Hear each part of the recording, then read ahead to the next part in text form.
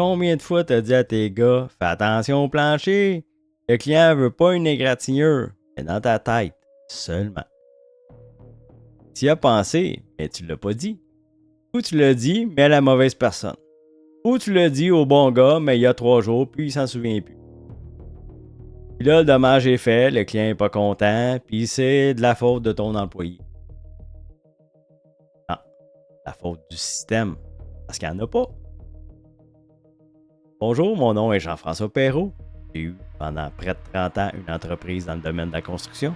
Aujourd'hui, mon objectif, c'est d'aider des entrepreneurs comme toi à éviter les erreurs que moi j'ai faites. Parce que l'erreur que je viens de nommer, je l'ai déjà faite. Fait que dans les 10 prochaines minutes, je te montre comment capturer les détails critiques pour qu'ils se rendent aux bonnes personnes, au bon moment. Plus de j'ai oublié de dire que.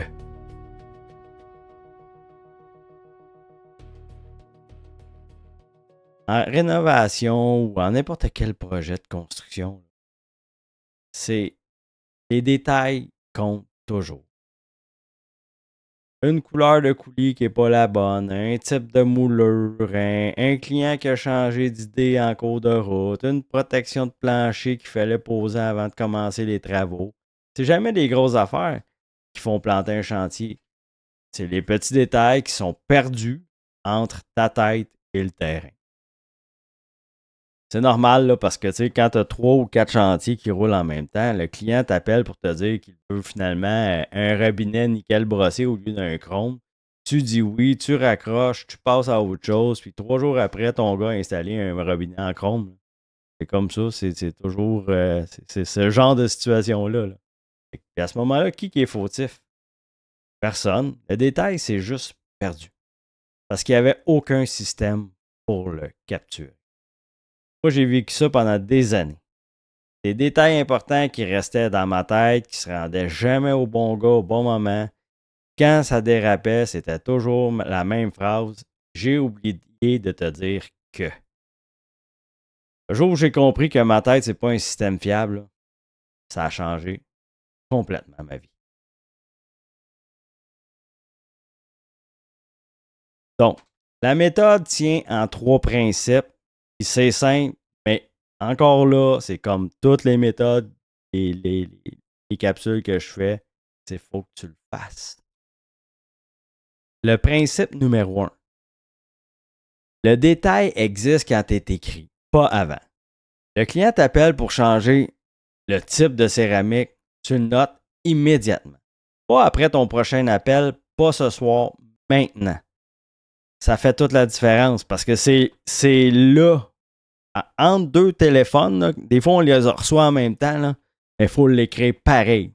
On dit à l'autre personne, 2 secondes, je prends une note et on continue. Ou dans un système de gestion de projet, dans ta checklist de chantier, dans une note sur ton téléphone, que tu vas transférer le soir même, peu importe l'outil, l'important c'est que ça sorte de ta tête et que ça atterrisse quelque part de fiable aussi. Là, c'est l'autre affaire. C'est que là, je viens de te dire, tu peux le mettre n'importe où. Oui, mais n'importe où que tu sais que tu vas pouvoir reprendre l'information et pouvoir la partager aux bonnes personnes. Fait que si tu as suivi la vidéo sur le dossier maître, le dossier de template, là, comme je le disais, tu sais déjà où c'est que ça va. Ça va dans le dossier, dans la section pendant. Dans le principe numéro 2.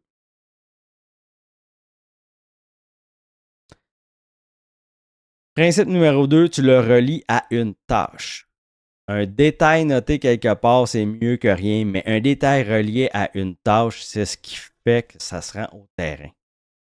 C'est ça que je disais, c'est la différence avec ce que j'ai dit en haut. Oui, il faut l'écrire, mais il faut l'amener sur une tâche en particulier. Fait que si le client veut du nickel brossé, parfait, c'est pas juste une note, c'est une tâche. Installer un robinet nickel brossé dans la cuisine, confirmé avec le plombier avant commande. C'est une tâche. Pourquoi? Parce qu'une tâche, tu la révises. Une note, tu l'oublies. Si tu utilises un outil de suivi de projet, que ce soit un tableau Excel, une application ou peu importe, le détail critique là, devient une tâche avec un responsable. Comme on a vu dans la vidéo sur les statuts. Créateur de liberté. Si c'est pas assigné à quelqu'un, ça n'existe pas. Le principe numéro 3, tu consultes à chaque jour. C'est le bout le plus important. Tu as beau tout noter, si tu révises jamais ta liste, c'est sûr que ça sert absolument à rien. Fait que la discipline, c'est toujours pareil dans tout ce que je vous montre, la discipline de le faire. C'est chaque matin avant de partir sur les chantiers, tu ouvres ton système, tu regardes ce qui a besoin d'une attention particulière. Les tâches avec un flag, là, c'est important. Les détails critiques, les changements de dernière minute, on prend tout ça en compte et on les adresse. On s'assure qu'elles sont adressées. Fait que c'est 5 minutes chaque jour. C'est ce qu'on a vu dans la vidéo de photo du matin. C'est que ta revue quotidienne. Là, tu rajoutes la couche détails critiques par-dessus. Petits détails qui nous arrivent de façon inopinée. Et c'est souvent ces détails-là qu'on oublie. Puis quand un détail arrive en cours de route, un appel de client, là, demande spéciale, un changement, tu le captures. Tu le relis à une tâche, puis tu sais que demain matin, tu vas le revoir. Là, tu sais, demain matin, ça se peut que ça soit important pour le lendemain, mais ça se peut que ça soit important immédiatement. Là, quand je dis ça, il ne faut pas me prendre au pied de la lettre. Il faut vraiment servir de son jugement, évidemment. Fait que si c'est à faire immédiatement, parce que ça va être trop tard le lendemain matin, on le prend en compte, c'est sûr et certain. Fait que, te mettre en contexte, avant, le client t'appelle, tu dis oui, tu raccroches, 3 jours plus tard, c'est pas fait, c'est fait croche. Tu te retrouves à éteindre des feux, ton gars ne comprend pas pourquoi, tu le chicanes, puis le client perd confiance. Après, le client appelle, tu notes le changement, tu crées la tâche, tu l'assignes. Le lendemain matin, ton gars voit les détails dans sa liste à lui et c'est fait. Personne n'a besoin de se rappeler de rien.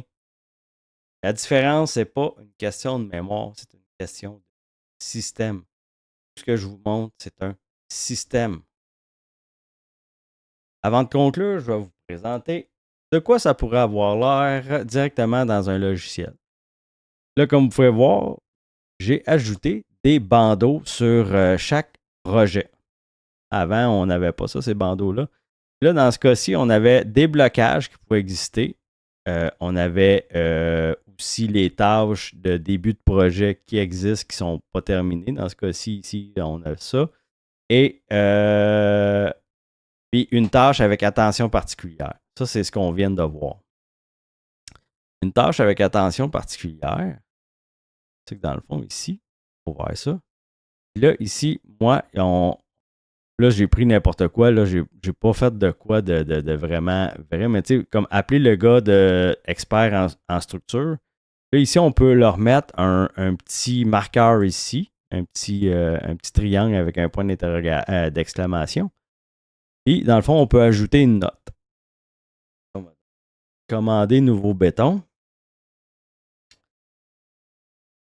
Avec. Bon, ça peut arriver, ça. On nous a demandé de mettre de la fibre finalement. Fait que là, bon, on l'a. Ça.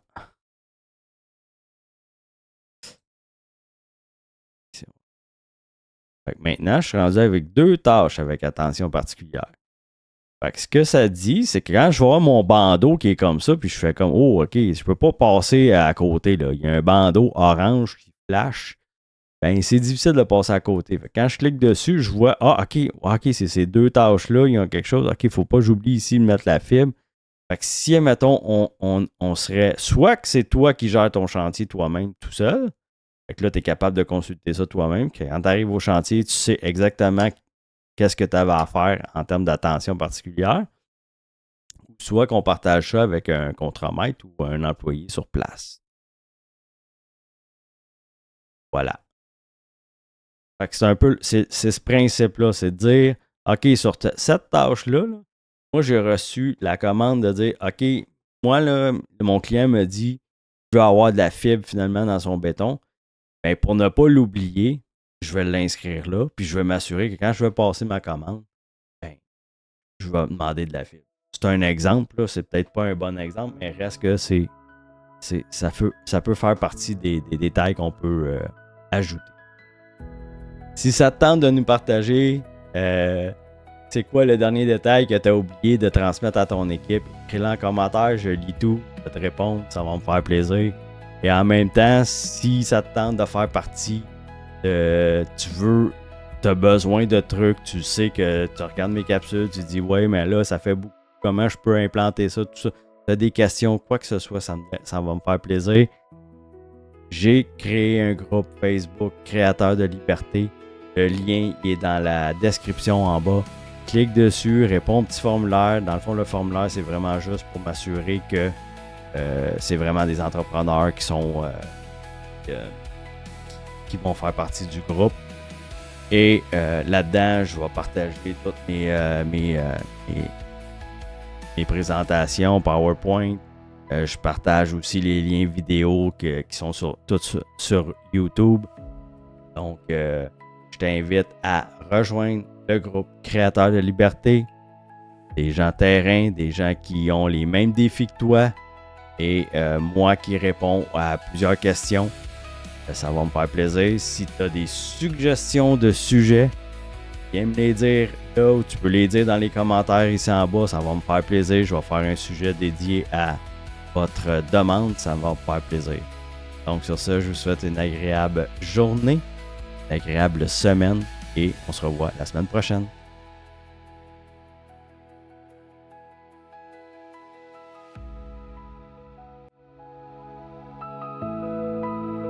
Créateurs de liberté.